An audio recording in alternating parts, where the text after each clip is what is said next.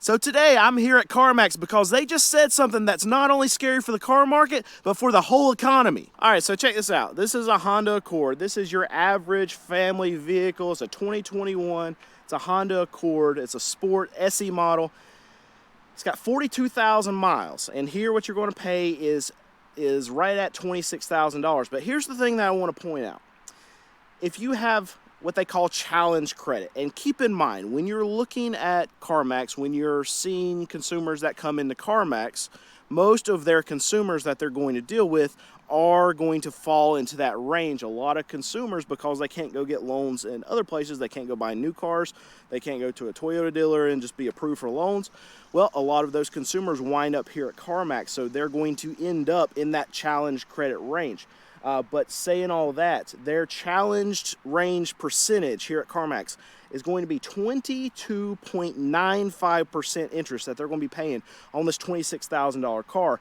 And that boils down to them having a $668 a month payment. That's absolutely insane, and this is for people who already are challenged as far as their finances are concerned, because that's where they are. They're in the challenged range because their credit dictates that that's where they've been. They've messed up before. They probably have credit that's overextended to what they can actually afford as it is. And now you're going to add on a $668 a month payment to those individuals. So something that's very worrisome from what CarMax said is that they're actually preparing for this loan problem to get much, much worse. So much so that they're putting their money where their mouth is, and they're increasing their loan loss provisions, and they're doing it by 25%. That's a lot of money. They're going from 80 million in loan loss prevention up to 100 million. And on top of that, just the customers that would be CarMax buyers anyway, well, because the economy has gone the way it has, because credit has been extended the way it has, in a lot of consumers, their savings are going down. Well, you're going to have just the regular customers that normally come to CarMax, their credit is also going to be going down. So it's just a setup for a potential problem in the future, and it looks kind of bad because you're writing more suspect loans. You're selling more cars, that's great. Getting butts in seats, that's a good thing. Moving inventory, that's a great thing. But if it comes at the expense of more questionable loans where you have to deal with a lot more aftermath, a lot more repos, a lot more loan loss provisions, you have to put more money into the back end of it. It could be a problem later on. And one thing that they said that was very, very worrisome that I picked out for the car market is that the amount of vehicles that they purchased from dealers was up 38%. Now, CarMax's business model, the way that they get a lot of their inventory is actually buying from individuals, and that still was most of the cars that they actually bought over the quarter.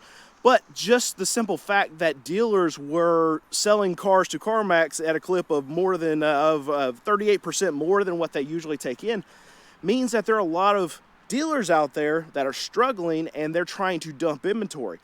The reason why a dealer would sell their car to CarMax is because they can take it straight to them. They can instantly get money for it. It's kind of like if a dealer wanted to dump a car at auction. Take it that day, get that check that day. So if you have dealers that are cash strapped, that need to pay off floor plans, need to pay off a lot of their credit lines, or need to just make their credit lines current, well, what's the easiest way to do that, to get the cash to be able to do that? Well, that's to sell cars, right? But you can't wait. You can't just lower prices and wait on that magical customer to come, because that still takes time. But if they need that money today, well, they can take it to auction, they can dump it, or they can bring it somewhere like CarMax, or they can dump it to Carvana. Carvana will buy cars from dealers too. And if they need the cash, that's something that they have to do. And it's alarming to see the increase of dealers that are actually having to do this. And I say have because dealers could make way more money actually retailing their cars. So why would they? There's only one reason why they would give it to CarMax, and that's because, okay, well, I need cash and I need it today. Now, they did sell a lot more cars in this past quarter, and what their CEO said is that they benefited greatly from a pull forward. He called it a rush to buy cars, even used ones, before tariffs were put in place. And I know what you're thinking. Well, why would CarMax benefit from that? Because tariffs, these are used cars. They're not being imported or anything like that. They're not going to be hit with tariffs.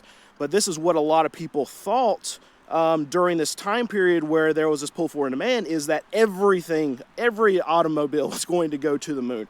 And the ones that were hit with tariffs, the new ones, well, that would push demand to some of the higher end used vehicles, and that would push those prices up.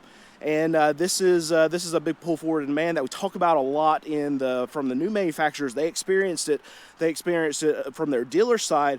And CARMAX experienced the same thing, probably not to the same extent that like a Ford or a Toyota would have experienced because of the tariffs. But nonetheless, we did see some pull forward in demand in used vehicle purchases. Here's the problem with that. On the other side, you're going to have a steep drop off. So since we had pull forward in demand for CARMAX, you're going to have people that were going to buy next month after that, end of summer. Now they're not going to be consumers throughout the summer. So we already pulled forward. We already got all of those purchases, and now the customers on the other side are not going to be there.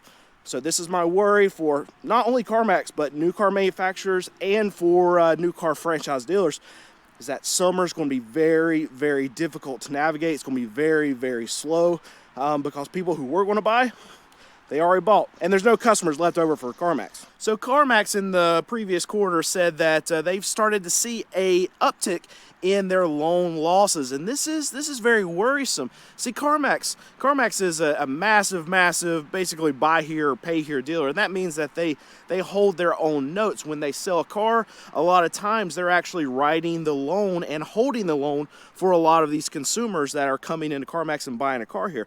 And if they're starting to see some cracks in the system, if they're starting to see that more people are defaulting on loans, so much so that they've got to put more money back to plan for this, well, this is not a good sign for our economy. And what I worry about is that when we see, a company like CARMAX where they can instantly report from, just a couple months back that they're starting to see a deterioration in people actually paying their bills, well, that's going to start filtering through the rest of the economy. And usually when we see big time economic declines, you start seeing weakness go from the bottom up, and it's going to hit the lower end of the spectrum first, and it's going to hit them the hardest. So if CARMAX is reporting that their customers are having a harder time paying their car bills, well, it does not bode well for the rest of the economy. So I think there is some silver lining in this. I think CARMAX, managing itself very well. They had a great quarter. I think we do have some struggles that are going to go forward. I think we have to tighten up these loans a little bit. But I think they're well managed. I think they've navigated the last few years very well. And their stock price shows it right there. They've done very well. But here's the thing: if we have a economy that's getting worse from here, I'm not saying it's going to. I'm just saying if we're looking at downside here and what they have to guard against. If we have an economy that gets worse, if we have banks that tighten up, and we already have reports of this, banks are tightening up now because they're experiencing the same thing CARMAX is experiencing right now, that their loan losses are going up. People don't have the money that they did 2 years ago. People overextended themselves, and they're not making their car payments.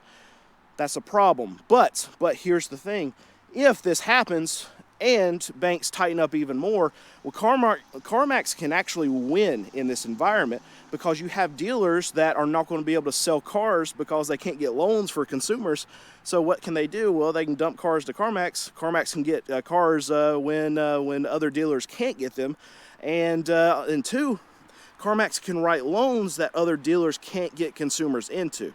So that's two easy ways that CARMAX can actually thrive in an environment that we could potentially be going into, because when all these other dealers can't get inventory or can't afford to buy inventory or whatever, and also they can't get loans to these consumers because the banks are being too tight, well, CARMAX, who writes their own loans, they can write as many loans as they want to. Even if they're bad, they hold their own notes.